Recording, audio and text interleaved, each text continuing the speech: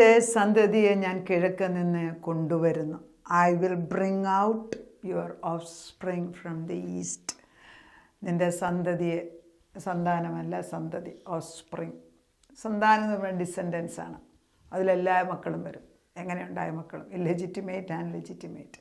ഇത് വാഗ്ദത്ത പുത്രന്മാരാണ്. അപ്പം നമ്മളോട് ദൈവം തമ്പുരാൻ പറയാണ്, ഇത്രയും ദിവസത്തെ വചനാടിസ്ഥാനത്തിൽ എന്താണ് ചെയ്യേണ്ടതെന്നറിയാമ്പോൾ ചില സന്ദർഭത്തിൽ നമ്മൾ വചനം പറഞ്ഞു കഴിയുമ്പോൾ കോർട്ട് ഒരു ഓർഡർ പാസ്സാക്കും. It's called judgement.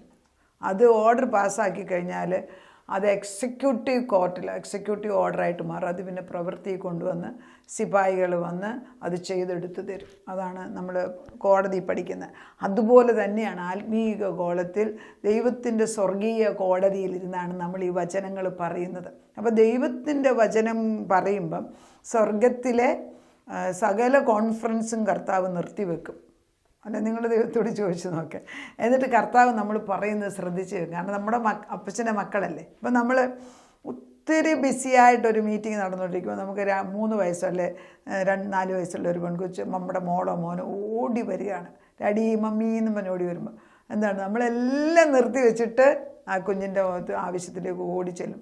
അല്ലെങ്കിൽ നമ്മൾ അതിനെ കൊണ്ടുവന്നിട്ട് എന്താണെന്നുള്ള പരിചരിച്ചിട്ട് അതിനെ തിരിച്ചു വിടും. ആരാ നോക്കേണ്ടതെന്ന് വെച്ചാൽ. അതുപോലെ സ്നേഹിക്കുന്ന ഒരു ദൈവമാണ് നമുക്കുള്ളത്. അങ്ങനെ അതിമിതമായ സ്നേഹമുള്ള ദൈവം. പ്രായവ്യത്യാസമില്ല. ദൈവത്തിന് സ്വർഗത്തിലെ കൊച്ചുമക്കളില്ല, എല്ലാവരും മക്കളാണ്. കാലാകാലങ്ങളിൽ നമ്മൾ ഗ്രാൻഡ് ചിൽഡ്രൻ, നമ്മൾ ഇതെല്ലാം ദൈവത്തിൻ്റെ മക്കളാണ്. അപ്പം നമ്മുടെ പദവി പ്രായത്തിൻ്റെ അല്ല. നമ്മൾ എന്നെ ഒരു മകളായിട്ട് കാണുന്നു, എൻ്റെ മക്കളെയും മകളായിട്ടാണ് കാണുന്നത്, കൊച്ചുമക്കളായിട്ടല്ലേ വരുന്നത്. അപ്പോൾ ദൈവത്തിൻ്റെ മുമ്പിൽ നമ്മൾ നിൽക്കുമ്പം നമ്മുടെ ആവശ്യം എന്താണെന്ന് പറഞ്ഞ് ചെല്ലുമ്പോൾ അവൻ ഓടി വന്ന് നമ്മുടെ കാര്യം ചെയ്തു തരുന്നൊരു അങ്ങനെയുള്ള കാഴ്ചപ്പാടുണ്ട്. അപ്പോൾ ഇതൊരു പ്രൊഫറ്റിക് ഫുൾഫിൽമെൻ്റാണ്. അതായത് ഇതുവരെ പറഞ്ഞതിൻ്റെ വിധി പ്രഖ്യാപിച്ചിട്ട് അത് നടത്തിക്കുന്ന ദിവസമാണ്. 2 വാക്യങ്ങളാണ് ദൈവം എന്നോട് എടുക്കാൻ പറയുന്നത്. ജെറമയ, ഇതെനിക്ക് നേരിട്ട് ദൈവം തന്ന വാഗ്ദത്തം കൂടെയാണ്. Jeremiah 31:16-17, Jeremiah 31. അതുപോലെ തന്നെ യെശയ്യ 43:4-8 വരെ. 31:16 തൊട്ട് ഞാൻ വായിക്കുകയാണ്. വളരെ പ്രധാനമാണ്. ജെറമയ 31:16. യഹോവ ഇപ്രകാരം അരുളി ചെയ്യുന്നു. യഹോവ ഇപ്രകാരം അരുളി ചെയ്യുക, കരയാതെ നിൻ്റെ ശബ്ദവും കണ്ണുനീർ വാർക്കാതെ നിൻ്റെ കണ്ണും അടക്കിക്കൊള്ളുക. കരഞ്ഞത് മതി. കഴിഞ്ഞ ദിവസം എൻ്റെ ഒരിക്കലും ഒരാൾ സംസാരിച്ച് പറഞ്ഞു, അവരൊത്തിരി പദം പറഞ്ഞ് ഇങ്ങനെ പ്രാർത്ഥിച്ചുകൊണ്ടിപ്പോൾ ദൈവാൽ പറഞ്ഞു മതി പദം പറഞ്ഞത് നിർത്താൻ പറഞ്ഞു. കാരണം നമ്മളെല്ലാം അങ്ങനെയാണ്. ആരെങ്കിലും ഒരു ഫുൾ സ്റ്റോപ്പ് മതി എന്ന് പറഞ്ഞില്ലെങ്കിൽ ഇങ്ങനെ പറഞ്ഞുകൊണ്ടിരിക്കും. പിന്നെ പറഞ്ഞത് എന്താ നമുക്ക് ഓർമ്മയുണ്ട്. അപ്പം ദൈവം ഇവിടെ പറയുകയാണ്, കരയാതെ നിൻ്റെ ശബ്ദവും കണ്ണുനീർ വാർക്കാതെ നിൻ്റെ കണ്ണും അടക്കിക്കൊള്ളുക. നിൻ്റെ പ്രവൃത്തിക്ക് പ്രതിഫലമുണ്ടാകും. നമ്മുടെ പ്രവൃത്തിയുടെ മഹത്വം കൊണ്ടൊന്നുമല്ല. ആശ്രയിച്ച ദൈവത്തെ നമ്മൾ കരഞ്ഞോ പിടിച്ചോ എങ്ങനെയെങ്കിലും ആയിട്ട് ദൈവത്തിൻ്റെ സന്നിധി ചെന്നു. അവർ ശത്രുവിൻ്റെ ദേശത്ത് നിന്ന് മടങ്ങി വരും എന്ന് യഹോവയുടെ അരുളപ്പാട്. അപ്പം നമ്മുടെ മക്കളെ നമുക്കുള്ള എന്തൊക്കെയോ ശത്രു എടുത്ത് സൂക്ഷിച്ചു വെച്ചിരിക്കുകയാണ്, അവൻ്റെ ആണെന്നും പറഞ്ഞു. അത് കണ്ടിട്ടുണ്ട്. സ്ത്രീകൾക്കാണ് പ്രത്യേകം. നമ്മുടെ വീട്ടിൽ എന്തെങ്കിലും ഒരു സാധനം ഉണ്ടെന്ന് വിചാരിക്കും, നമ്മളത് നല്ലതായിട്ട് സൂക്ഷിച്ചു. അതാരെങ്കിലും നമ്മളോട് ചോദിക്കാതെ എടുത്തുകൊണ്ട് പോയാൽ നമുക്കുണ്ടാകുന്ന ദേഷ്യം, ചോദിച്ചാൽ നമ്മൾ കൊടുക്കുന്ന വ്യത്യാസം, പക്ഷെ നമ്മളോട് ചോദിക്കാതെ. അങ്ങനെയെങ്കിൽ നമ്മുടെ മക്കളെ കള്ളപ്പിശാച് പിടിച്ചുകൊണ്ട് പോയി നമ്മുടെ കൊച്ചുമക്കളെ ദുഷ്ടൻ്റെ സേനയ്ക്കകത്ത് ചേർത്ത് വെച്ചിരിക്കുന്നത് കണ്ടിട്ട് നമ്മളെങ്ങനെ മിണ്ടാതിരിക്കുന്നുള്ളതാണ് ദൈവം ചോദിക്കുന്നത്. ആ സമയത്ത് എഴുന്നേറ്റ് പ്രാർത്ഥിക്കുക. വേറെ ഒന്നും ചെയ്യാനൊക്കുന്നില്ല. ശത്രു, നമ്മൾ ഈ ലോകത്ത് ജീവിക്കുമ്പോൾ ശത്രു വലുതായിട്ട് തോന്നിക്കും. കാരണം ഒരു മനുഷ്യൻ എന്ത് ചെയ്യാൻ സാധിക്കും? നമ്മൾ ആകാശത്തിൽ സ്വർഗമണ്ഡലത്തിൽ നോക്കുമ്പം കർത്താവ് കൂടെ ഉണ്ടെന്ന്, പക്ഷേ ഈ ഭൂമിയിൽ ജീവിക്കുന്ന നമുക്കത് ചിലപ്പം ഓർമ്മ വരത്തില്ല. അപ്പം നമുക്ക് ഭയമാണ്. അപ്പം ദൈവം ഇന്ന് പറയുന്നു, നിൻ്റെ കണ്ണുനീരിന് ഞാനൊരു പ്രതിഫലം തരികയാണ്, നിൻ്റെ പ്രവൃത്തിക്ക് പ്രതിഫലം ഉണ്ടാകും. അവർ ശത്രുവിൻ്റെ ദേശത്ത് നിന്ന്, അപ്പം ശത്രുവിൻ്റെ ദേശത്താണ്, മടങ്ങി വരുമെന്ന് യഹോവയുടെ അരുളപ്പാട്. നമ്മുടെ കുഞ്ഞുങ്ങൾ വീട്ടിൽ വസിക്കുന്നവർക്കും പിശാചിൻ്റെ സ്വാധീനമുള്ളപ്പം അവർക്ക് നമ്മളെ സ്നേഹിക്കാനൊക്കത്തില്ല. ഭാര്യ ഭർത്താക്കന്മാർ എത്ര നന്മ ചില ഭർത്താക്കന്മാർ ചെയ്താലും ഭാര്യമാർക്ക് അത് ഇഷ്ടമല്ലെന്ന് പറയുന്നത് ഞാൻ കണ്ടിട്ടുണ്ട് എൻ്റെ കണ്ണുകൊണ്ട്.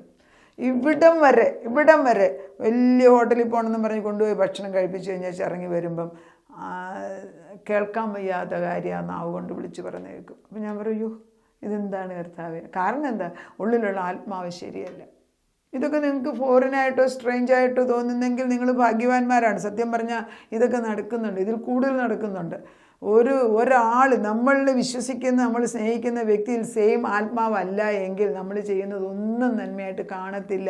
അതുകൊണ്ടാണ് ഒറ്റമൂലിയാകുന്ന പരിശുദ്ധാത്മാവിനെ കൊണ്ട് തന്നെ നമ്മുടെ ഭവനങ്ങളെ, നമ്മുടെ വീടുകളെ, നമ്മൾ പോകുന്ന സഭകളെ ഒക്കെ ദൈവത്തിൻ്റെ ഏക ആത്മാവിനെ കൊണ്ട് തന്നെ നിറയ്ക്കണമേ നമ്മൾ പ്രാർത്ഥിച്ചുകൊണ്ടേയിരിക്കണം. ഇത് ദിനംപ്രതി ചെയ്യേണ്ടതാണ്. ദൈവത്തിൻ്റെ ആത്മാവിന് മാത്രമേ സത്യവും ഈ ബ്ലാക്ക് ആൻഡ് വൈറ്റ് ആയിട്ട് പാപവും ശാപവും അല്ലെങ്കിൽ ദൈവത്തിന് വിപരീതം നമുക്ക് മനസ്സിലാക്കാം. ചില കാര്യങ്ങൾ ഷെയ്ഡഡ് ആണ്, നമുക്ക് ഏതാണ് ശരി ഏതാ തെറ്റെന്ന് മനസ്സിലാക്കാൻ പാടില്ല. അന്നേരമാണ് നമ്മൾ ശ്രദ്ധിക്കേണ്ടത്. അപ്പം ദൈവം പറയുന്നത്, നിൻ്റെ ഭാവിയെക്കുറിച്ച് പ്രത്യാശയുണ്ട്, നിൻ്റെ മക്കൾ തങ്ങളുടെ ദേശത്തേക്ക് മടങ്ങി വരും എന്ന് യാക്കോബയുടെ അരുളിപ്പാട്. അത് അറിയുന്നുണ്ട്. കർത്താവ് പറയുന്നുണ്ട്, ദൈവം തൻ്റെ കർത്താവ് മരുക്കി ശിക്ഷ കൊടുത്ത് പഠിപ്പിച്ചു. നീ എന്നെ ശിക്ഷിച്ചു, മരുക്കമില്ലാത്ത കാളക്കുട്ടിയെ പോലെ ഞാൻ ശിക്ഷ പ്രാപിച്ചിരിക്കുന്നു, ഞാൻ മടങ്ങി വരേണ്ടതിന് എന്നെ മടക്കി വരുത്തണമേ, നീ എൻ്റെ ദൈവമായ യഹോവയല്ലോ. അപ്പം സുബോധം കിട്ടുകയാണ്. മുടിയനായ പുത്രന് തിരിച്ചറിവ് വന്ന പോലെ തിരിച്ചറിവ്. അതുപോലെ തന്നെയാണ് യെശയ്യാവിനകത്ത് 43 എഴുതി വെച്ചിരിക്കുന്നത്. 43-ന്റെ 4 തൊട്ട് 8 വരെയുള്ള വാക്യം വളരെ വളരെ പ്രധാനമാണ്. പ്രാപിച്ചെടുക്കണേ. അയ്യോ, ഞാനീ പറഞ്ഞു തരുന്നത് പല പ്രാവശ്യം റിപ്പീറ്റഡായിട്ട് യെശയ്യാ 53 ഞാനൊരു മാസം എടുത്തിട്ടും വേർഡ് ഫോർ വേർഡ് കാണാൻ പഠിക്കാൻ എനിക്ക് പ്രയാസം വന്നിട്ടാണ്. ഞാൻ ഇപ്പോഴും പഠിച്ചുകൊണ്ട് തന്നെ ഇരിക്കുന്നത്. പഠിച്ച് ആത്മാവ് പഠിപ്പിക്കുകയാണ്. അപ്പോൾ ഓരോന്നെന്ന് പറയുന്നത് പോലെ ഞാനീ പറയുന്ന വാക്യങ്ങൾ നിങ്ങളുടേതാക്കണമെങ്കിൽ നിങ്ങൾ പഠിച്ചെടുക്കണം. ചുമ്മാതെ അങ്ങോട്ട് പോയിട്ട് എംലാൻഡി പറഞ്ഞുകൊണ്ട് കിട്ടുമെന്ന് പറഞ്ഞു തരുന്നാൽ കിട്ടത്തില്ല. പ്രൊഫസി എല്ലാം അങ്ങനെ തന്നെയാണ്. ആരെങ്കിലും ഒരാളോ പാസ്റ്റർ പറഞ്ഞു, പലരും വന്ന് പ്രോഫസിയാണ്. ഞാൻ പറഞ്ഞു, ഞാനിവിടെ കണിയാൻ്റെ ജോലി ചെയ്യുകയല്ല, വചനമുണ്ട്, വചനം വേണേൽ പറഞ്ഞുതരാം. അത് നിങ്ങൾ പ്രാപിച്ചെടുത്തിട്ട് നല്ല വിത്ത് ഞാൻ തരും, അത് നിങ്ങൾ കൊണ്ടുപോയി കിളിപ്പിച്ചെടുക്കണം. നമ്മൾ ആ ജോലി ചെയ്യുന്നവരല്ല, അത് നമ്മനവൻ്റെ ജോലിയാണ്. കർത്താവ് പറയുന്ന 43-ന്റെ 4 തൊട്ട് 8 വരെയുള്ള വാക്യം ശ്രദ്ധ വെച്ച് കേൾക്കുക. 4 ഇങ്ങനെയാണ് തുടങ്ങുന്നത്. നീ എനിക്ക് വിലയേറിയവനും മാന്യനുമായി ഞാൻ നിന്നെ സ്നേഹിച്ചിരിക്കയാൽ ഞാൻ നിനക്ക് പകരം മനുഷ്യരെയും നിൻ്റെ ജീവന് പകരം ജാതികളെയും കൊടുക്കും. ദൈവം അതിനു മുമ്പ് പറയുന്നുണ്ട്, യാക്കോബേ, നിന്നെ സൃഷ്ടിച്ച ഇസ്രായേലെ, നിന്നെ നിർമ്മിച്ചവൻ യഹോവ ഇപ്രകാരം അരുളി ചെയ്യുന്നു, ഭയപ്പെടണ്ട, ഞാൻ നിൻ്റെ കൂടെ ഉണ്ട്. ദൈവം പറയുകയാണ്, ഞാൻ നിൻ്റെ കൂടെ ഉണ്ട്. ആ ഉറപ്പ് നമ്മൾ ചിലപ്പം ചോദിക്കത്തില്ല. ഒത്തിരി കഷ്ടം വരുമ്പോൾ, അയ്യോ ദൈവം നീ എൻ്റെ കൂടെ ഉണ്ടോ നമ്മൾ ചോദിക്കാറില്ലേ? അങ്ങനെയുള്ള സന്ദർഭങ്ങളിൽ ഉണ്ടായിട്ടില്ലേ? മിക്കവർക്കും ഉണ്ടാകും. ദൈവം നീ എന്നെ മറന്നു കളഞ്ഞോ എന്ന് നമ്മൾ ചോദിക്കുന്നത്. എനിക്കറിയാവുന്ന മിക്ക ഫ്രണ്ട്സും അങ്ങനെ എന്നോട് പറഞ്ഞിട്ടുണ്ട്. ചില സന്ദർഭം, എപ്പോഴും അല്ല, എപ്പോഴും ദൈവം നീ എന്നെ മറന്നു. എനിക്കുണ്ടായിട്ടുണ്ട് പല അനുഭവങ്ങൾ. പക്ഷെ കർത്താവ് നമ്മളെ ഉറപ്പിച്ച് നിർത്തുന്നു. നീ എനിക്ക് വിലയേറിയവനും മാന്യനുമായി ഞാൻ നിന്നെ സ്നേഹിച്ചിരിക്കാൻ ഞാൻ നിനക്ക് പകരം മനുഷ്യരെയും നിൻ്റെ ജീവന് പകരം ജാതികളെയും കൊടുക്കുന്നു. ഭയപ്പെടണ്ട, ഞാൻ നിന്നോടുകൂടെ ഉണ്ട്. നിൻ്റെ സന്തതിയെ ഞാൻ കിഴക്ക് നിന്ന് വരുത്തും. സന്താനമല്ല, സന്തതി ഓഫ്സ്പ്രിങ് ആണ്. സന്തതി വീണ്ടും എന്നെക്കൊണ്ട് പറയിപ്പിക്കുന്നു. സന്തതി എന്ന് പറയുന്നത് വാഗ്ദത്ത മക്കളാണ്. നമ്മുടെ മക്കൾ ആ ലെവലിൽ വരണം. ദൈവത്തിൻ്റെ വാഗ്ദത്ത മക്കളാകുന്നിടം വരെ നമ്മൾ പ്രാർത്ഥിച്ചുകൊണ്ട് പറഞ്ഞല്ലോ, നമ്മുടെ കഴിവുണ്ടല്ലോ, അവർ യേശുവിനെ സ്വീകരിച്ചെങ്കിൽ മാത്രമേ അത് സംഭവിക്കത്തുള്ളൂ. ഭയപ്പെടേണ്ട, ഞാൻ നിന്നോടുകൊണ്ട്. നിൻ്റെ സന്തതിയെ ഞാൻ കിഴക്ക് നിന്ന് വരുത്തുകയും പടിഞ്ഞാറ് നിന്ന് ശേഖരിക്കുകയും ചെയ്യും. ഞാൻ വടക്കിനോട് തരിക എന്നും തെക്കിനോട് തടുത്തു വെക്കരുതെന്നും പറയും. ദൂരത്തു നിന്ന് എൻ്റെ പുത്രന്മാരെയും ഭൂമിയുടെ അറ്റത്തു നിന്ന് എൻ്റെ പുത്രിമാരെ എൻ്റെ നാമത്തിൽ വിളിച്ചു. ആരാണ്? ദൂരെ പോയിരിക്കുന്ന ആൺമക്കളെയും പെൺമക്കളെയും ദൈവം തമ്പുരാൻ വിളിച്ച് എൻ്റെ മഹത്വത്തിനായി സൃഷ്ടിച്ച് നിർമ്മിച്ചുണ്ടാക്കി ഇരിക്കുന്ന ഏവരെയും കൊണ്ടുവരിക എന്ന് ഞാൻ കൽപ്പിക്കും. എന്തൊരു ഈ ഒരു ഞാൻ പറയത്തില്ലേ, ചിലപ്പോഴും എന്നോട് ഈ ഓരോരുത്തർ പ്രാർത്ഥന ചോദിക്കും. പലപ്പോഴും എന്നോട് വർഷങ്ങളായിട്ട് ചോദിക്കുന്നവർ, അവർ വെയിറ്റ് ചെയ്യും ഞാൻ വല്ലതും തിരിച്ചു പറയുന്നുണ്ടോ. ആത്മാവ് പറയാതെ എനിക്ക് പറയാനൊക്കത്തില്ല. പക്ഷെ ചിലർ പറയുമ്പോഴേ ആത്മാവ് നേരത്തെ പറയും, അവർക്ക് ഉത്തരം പറഞ്ഞോടാൻ പറയും. ചിലരുടെ നമ്മളൊന്നും മിണ്ടത്തില്ല. കുറേ നേരം കഴിഞ്ഞ് കഴിയുമ്പോൾ നമ്മളൊരു ഉത്തരം പറയും. അപ്പോൾ അവർ പറയും, ആൻറ്റി ഒരു ഉത്തരം ആൻറ്റിയുടെ വായിൽ നിന്ന് കിട്ടുന്നിടം വരെ ഞങ്ങൾ വെയിറ്റ് ചെയ്ത്. കാരണം എന്താ? ആത്മാവ് നമുക്കത് വിവേചിച്ചറിഞ്ഞിട്ട് നമ്മൾ പരിശുദ്ധാത്മാവിൽ ഒരു ഉത്തരം കൊടുക്കുകയാണ്. നമ്മുടെ ബുദ്ധിയല്ലത്, ദൈവത്തിൻ്റെ ആത്മാവാണ്. അങ്ങനെയുള്ള പല പേരെ വർഷങ്ങളായിട്ട് 10, 30, 40 വർഷമായിട്ട് പരിചയമുള്ളവരുണ്ട്. അവർ പറയാം, ആൻറ്റി പറഞ്ഞിട്ടുള്ള പല കാര്യങ്ങളിലും കർത്താവിൻ്റെ ശക്തമായ പ്രവർത്തനം ഞങ്ങൾ കണ്ടിട്ടുണ്ട്. അവരവർ നേടിയെടുക്കുക. നമ്മൾ വിശ്വസിച്ച് പ്രാർത്ഥിച്ച് ദൈവത്തിൻ്റെ ആത്മാവിൽ വചനം നമ്മുടെ ആവനാഴിയിൽ നിറച്ച് വെച്ചിരിക്കുന്നതുകൊണ്ട് കറക്റ്റായിട്ടുള്ള വചനം പൊങ്ങി വരും ആ ടൈമിൽ. അത് വചനം അകത്തില്ലാത്തവർക്ക് പറയാനൊക്കത്തില്ല, അത് മനസ്സിലാക്കണം. അതുകൊണ്ടാണ് ഞാൻ പറയുന്നത്, ഞങ്ങളുടെയൊക്കെ പ്രെയർ ഗ്രൂപ്പിൽ വചനം മെമ്മറൈസ് ചെയ്യുന്ന ഒരു കമ്പൽസറിയാണ്. ഞാൻ സൗദിയിലൊക്കെ വെച്ച് ഞങ്ങൾ വചനം എടുക്കുന്നുണ്ട്.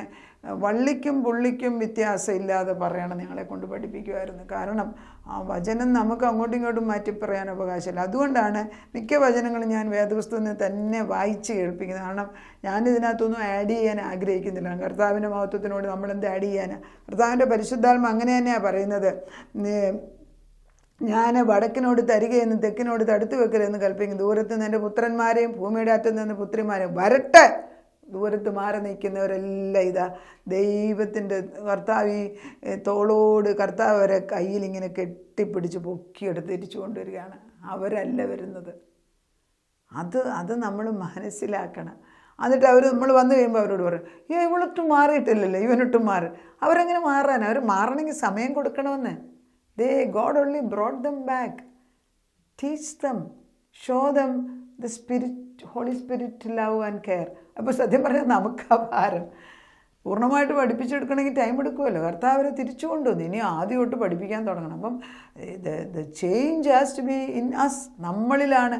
അവർക്കെങ്ങനെ ഇത് മനസ്സിലാക്കാൻ സാധിക്കും? അവരുടെ മുമ്പിൽ മിണ്ടാതിരിക്കേണ്ട ഇപ്പം മിണ്ടാതിരിക്കുക, പറയേണ്ടിയപ്പം പറയേണ്ട രീതി പറയും. ഇതിനൊക്കെ കൃപ ദൈവം തരാം. ചിലപ്പം നമ്മൾ അന്ധകാര ശക്തികളാണെങ്കിൽ നമ്മൾ ധൈര്യമായിട്ട് അന്നേരം കോംപ്രമൈസ് ഒന്നുമില്ല. അന്നേരം യഹൂദയുടെ സിംഹം എഴുന്നേൽക്കും. അപ്പോൾ ഇതൊക്കെ ഈ ഓരോ തരത്തിലുള്ള വികാരങ്ങൾ വരുന്നത് ആ വചനത്തിൻ്റെ ആത്മാവ് ഓരോ സമയത്ത് നമ്മളിൽ കൂടെ പ്രവർത്തിക്കുകയാണ്. അപ്പം നമ്മൾ മരിക്കണം. നമ്മളൊരു പിന്നെ ഉയർത്തെഴുന്നേറ്റ സ്ഥിതിയിൽ വരെ, അതായത് ഒരു മരണം കഴിഞ്ഞിട്ട് ഉയർത്തെഴുന്നേറ്റ സ്ഥിതിയിൽ ഓരോ പോയിന്റിലും ആയി വരാതെ. അതിൽ ചില പ്രസംഗികർ പറയില്ലേ, ഒരു വെള്ളിയാഴ്ച കഴിയുമ്പോൾ ഒരു ഞായറാഴ്ചയുണ്ട്, ഒരു ഇരുട്ട് കഴിയുമ്പോൾ ഒരു വെളിച്ചമുണ്ട്. ഒരു ഇരുട്ട് കഴിയാതെ വെളിച്ചം വരുന്നില്ല. ആ ഒരു കൂരിരുട്ടിൽ കൂടെ പോകുന്ന ഒരു സന്ദർഭങ്ങളിൽ പലതും ദൈവത്തോട് ചേർന്ന് നിന്ന് പഠിക്കുകയാണ് നമ്മൾ ചെയ്യുന്നത്.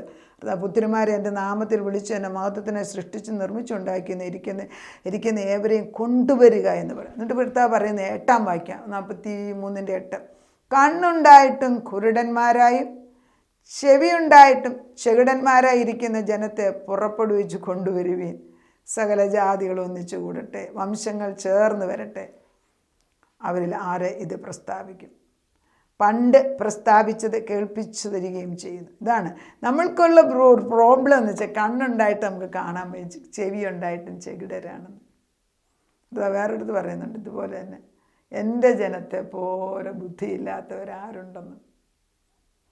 പഴയ നിയമകാലത്തൊക്കെ ഈ ഓരോ കൂടാരപ്പെരുന്നാളിന്, അതുപോലെ തന്നെ പെസഹായ്ക്ക്, അവരുടെ ഓരോ ഫെസ്റ്റിവലിന് അവരൊന്നിച്ചുകൂടി ദിവസങ്ങളോളം അവരുടെ തോറ എടുത്ത് വായിച്ചുകൊണ്ടിരിക്കും. വായിച്ചങ്ങ് കേൾപ്പിക്കുകയാണ്. വായിക്കുമ്പോൾ അത് കുറേയൊക്കെ ആത്മാവിൽ മനസ്സിലാക്കിയെടുക്കുന്നുണ്ട്.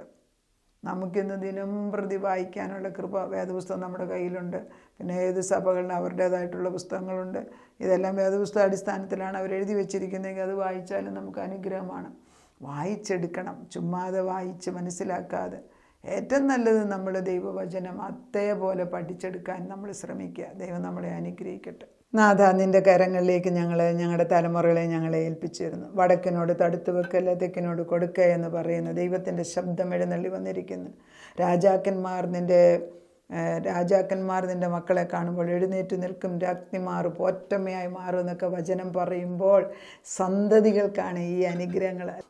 ഞങ്ങളുടെ തലമുറകളെയും ഞങ്ങളെയും ദൈവത്തിൻ്റെ സന്തതി എന്ന പദവിയിലേക്ക് കയറ്റാൻ ക്രിസ്തുവിൽ ഞങ്ങൾ കർത്താവെ, ഒരുവൻ ക്രിസ്തുവിലായെങ്കിൽ മാത്രമേ സന്തതിയാകുന്നുള്ളൂ. അബ്രഹാമിൻ്റെ സന്തതിയായിട്ട് യേശു ക്രിസ്തു ഭൂമിയിലേക്ക് കടന്നു വന്ന് നമ്മളെ ഓരോരുത്തരെയും ജാതികളായിരുന്നു നമ്മളെ നിൻ്റെ മക്കളാക്കി തീർക്കുവാൻ തക്കവണ്ണം അവന് തന്നെത്താനെ യാഗവസ്തുവായി, അകൃത്യ യാഗമായി കർത്താവെ നിന്നെ തന്നെ യാഗമായിട്ട് ഒഴുക്കിക്കളഞ്ഞു എന്നാണ് പറയുന്നത്. പൗലോസും അങ്ങനെ പറയുന്നുണ്ട്, ഞാനൊരു പാനീയ യാഗമായി മാറിയിരിക്കുന്നു എന്ന്. കർത്താവെ, ഇതൊക്കെ വായിക്കുമ്പം ദൈവത്തിൻ്റെ മുമ്പിൽ ജഡം കൊണ്ടുവന്ന് ഒന്നും ചെയ്യാനൊക്കത്തില്ല എന്ന് പഠിപ്പിക്കുന്നു. അതാണല്ലോ ഏറ്റവും വലിയ തടസ്സം. കർത്താവെ, ഒരു കാര്യം മറ്റുള്ളവർ പറയുന്നത് മനസ്സിലാക്കണമെങ്കിലും ദൈവം പറയുന്നത് മനസ്സിലാക്കണമെങ്കിലും ഞാനെന്ന ഭാവമല്ലേ ഞങ്ങളിലുള്ള ജഡം അത് മരണം വരെ നിൽക്കുമായിരിക്കും. പക്ഷേ ഇന്ന് ഈ യുദ്ധത്തിൽ ദൈവം ഞങ്ങളുടെ ആത്മാവിനെ പരിപോഷിപ്പിക്കുന്ന ഈ വചനങ്ങൾ വന്ന് കൊള്ളുമ്പോൾ അറിഞ്ഞോ അറിയാതെയോ അത് പ്രവർത്തിച്ചു കൊണ്ടേ തന്നെ ഇരിക്കുന്നത്. ബുദ്ധിയില്ലാത്ത ആൺമക്കൾക്ക് വേണ്ടി പ്രാർത്ഥിക്കുന്ന അമ്മമാരോട് ദൈവം പറയുന്നു, വചനം അയച്ചു കൊണ്ടേയിരിക്കുക, ദൈവം പ്രവർത്തിച്ചുകൊണ്ടേയിരിക്കുന്നുണ്ട്. ഒരു കാലത്ത് നീ അതിൻ്റെ പ്രതിഫലം അനുഭവിക്കും. വഴിമാറി നിൽക്കുന്ന കുഞ്ഞുങ്ങളിതാ യേശു ക്രിസ്തു തിരിച്ചു കൊണ്ടുവരുന്നു. പെൺമക്കളെ തൻ്റെ മാർവോട് ചേർത്ത് പിടിച്ചു കൊണ്ടുവരുന്നു. കൊച്ചുമക്കളെ അപ്പച്ചൻ തോളിൽ എടുത്തുകൊണ്ട് കൊണ്ടുവരുന്നു. അതേ തള്ളയാടുകളെ സൈഡിൽ കൂടെ വരുന്നു. പുരുഷന്മാരെ കർത്താവിൻ്റെ ആ ശാശ്വത ഭുജം കൊണ്ട് അപ്പച്ചൻ്റെ ചിറകിൻ്റെ തണലിൽ സൂക്ഷിച്ചു വെച്ച് പരിപാലിക്കുന്നു. ഇത്രയൊക്കെ നന്മ ചെയ്യുന്നതിന് പകരം എന്ത് ഞാൻ ചെയ്യണം കർത്താവേ? നിൻ്റെ രക്ഷയുടെ പാനപാത്രം എടുത്ത് സ്നേഹിക്കുന്ന ഒരു ദൈവമുണ്ട്, കരുതുന്ന ഒരു ദൈവമുണ്ട്. കുടുംബത്തെ സൃഷ്ടിച്ച ദൈവം നീയാണ്. അത് നിലനിർത്തുവാൻ വേണ്ടി ഏതതിരും സ്വർഗവും ഭൂമിയും ഇളക്കി പ്രവർത്തിക്കുന്ന ഒരു ദൈവമുണ്ട് എന്ന് മനസ്സിലാക്കി ചേരുന്നതിന് നന്ദിയോടെ സ്തോത്രം. അവിടുത്തെ സാന്നിധ്യം ഇവിടെ കൂടെ നിൽക്കുന്നതിന് നന്ദി പറയുന്ന പിച്ചം. എഴുന്നള്ളി വന്നിരിക്കുന്ന ദൈവ സാന്നിധ്യത്തിൽ അനേക കുടുംബങ്ങൾക്ക് ഒരു വിടുതൽ നിന്ന് കൊടുക്കാതെ തിരിച്ചു പോകരുത്. രാജാവ് എഴുന്നള്ളി വന്നാൽ കോലാഹലമുണ്ട്. രാജാവ് എഴുന്നള്ളി വന്നാൽ അവിടെ അതിൻ്റെ എക്സിക്യൂഷൻ, അതിൻ്റെ ജഡ്ജ്മെൻ്റ് ഉണ്ട്. വിധി എഴുതുന്ന ദൈവം എഴുന്നള്ളി വന്നിട്ട് ഞങ്ങളുടെ മക്കളെ, ദൂരത്തുനിന്ന് പോയിരിക്കുന്ന മക്കളെ കിഴക്കുനിന്ന് തിരിച്ചു കൊണ്ടുവരാമെന്നും, പടിഞ്ഞാറ് നിന്നവരെ ഭർത്താവെ പോയിരിക്കുന്നവരെ വടക്ക് നിന്നവരെ തിരിച്ചു കൊണ്ടുവരുന്നു വാഗ്ദത്തം ചെയ്ത ദൈവത്തിൻ്റെ വാഗ്ദത്തത്തെ ഓർത്ത് നന്ദിയോടെ സ്തോത്രം. നിൻ്റെ മക്കളെ ഞാൻ തിരിച്ചു കൊണ്ടുവരും, അവരെ ദുഷ്ടൻ്റെ കയ്യിൽ നിന്ന് വിടുവിച്ച് കൊണ്ടുവരുന്നു വാഗ്ദത്തം ചെയ്തത് ഞങ്ങൾ കണ്ടുകൊണ്ട് ഞങ്ങൾ നിന്നെ നന്ദിയോടെ സ്തോത്രം ചെയ്യുന്നു. ഇത്ര വലിയവനായ ദൈവത്തിൻ്റെ മുമ്പിൽ സാഷ്ടാംഗം വണങ്ങി ഞങ്ങൾ നിന്നെ സ്തുതിക്കുന്നു, സ്തോത്രം ചെയ്യുന്നു, വാഴ്ത്തുന്നു. അതാ ചെയ്യാൻ ഞങ്ങൾക്ക് മനുഷ്യർക്ക് ആർക്കും ചെയ്യാൻ വയ്യാത്ത കാര്യങ്ങളാണ് അപ്പച്ചൻ്റെ ആ പരിശുദ്ധാത്മാവിൽ ചെയ്തെടുക്കുന്നത്. അതിന് ലോകം ഉള്ളിടത്തോളം കാലം, ജീവനുള്ളിടത്തോളം നിനക്ക് നന്ദിയുള്ളവരും സ്നേഹമുള്ളവരാക്കി ഞങ്ങളെ മാറ്റണമേ. പ്രാർത്ഥന കേട്ട് ഉത്തരം തന്നതിന് നന്ദി. യേശു ക്രിസ്തുവിൻ്റെ പൊന്നുനാമത്തിൽ തന്നെ. ആമേൻ.